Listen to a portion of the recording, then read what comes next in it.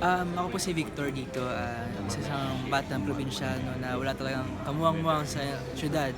Kaya ngayon, ang gusto lang talaga niya makatulong sa pamilya, kaya magpupursige siya, umunlad ng buhay ng pamilya niya. Kaya yun, baka sa tulong ng pag-i-install, baka makatulong to sa pamilya niya. Kaya doon po natin malalaman kung ano po mangyayari sa susunod. What made you say yes to this project? Opportunity, blessing po, kasi hindi pa hindi ko pa nababasa yung script, pinabasa po sa akin. Gusto ko na po talaga eh. Kasi kakaiba po to, movie po to, tsaka indie para sa akin. Ibang ano naman to, ibang atake din sa pagdating sa acting.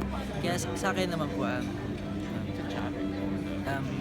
opportunity to na malaking bagay po. Hindi ko makakalimutan sa buhay. Personal choice ka ba ni Direct Jason for this? Hindi ko po masabi pero Or nag-audition ka din? Hindi ko alam yung naging proseso talaga, pero pinabigay po sa akin yung script, pinabasa, at the same time, sabi ko, oo na agad ako. Ayun po, nagtuloy-tuloy na po. Ganun. How was it naman working with Direct Jason?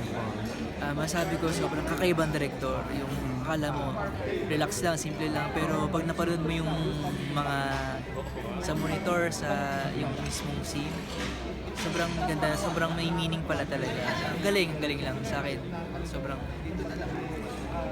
relax pero may meaning. Ano yung mga matutunan ng mga tao after watching this film? Matututunan yung paghahangad sa isang bagay ng akala mo panghangad na sobra siguro. Ayan. Yung hindi dapat tangkilikin yung sobra talaga kasi lahat ng sobra talaga alam naman natin nakakasama to.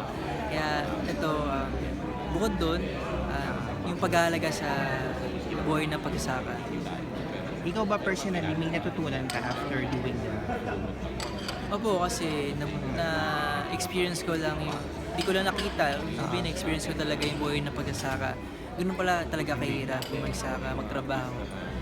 Kaya, mga natutunan ko dito, yung pagpapahalaga din sa pagkain kasi dahil sa kanila yun. At syempre, yung sa mismong movie na yung paghangad ng sobra, yung hindi maganda talaga. Ikaw ba personally may experience ka sa agriculture or sa pagsasaka or anything na related? Ayun po nga, wala po talaga actually kasi yung probinsya namin, hindi ko napupuntahan din po.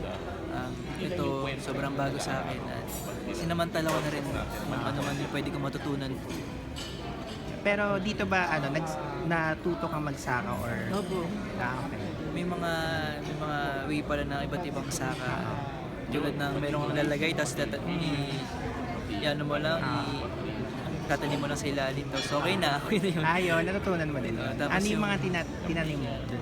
Parang basta palay siya din na Palay. tapos talagyan mo sila yung lupa, tapos yung habang yung kalabaw na nag-aaral ng isang guhit, tapos doon mo ilalagay. Okay. Marami po.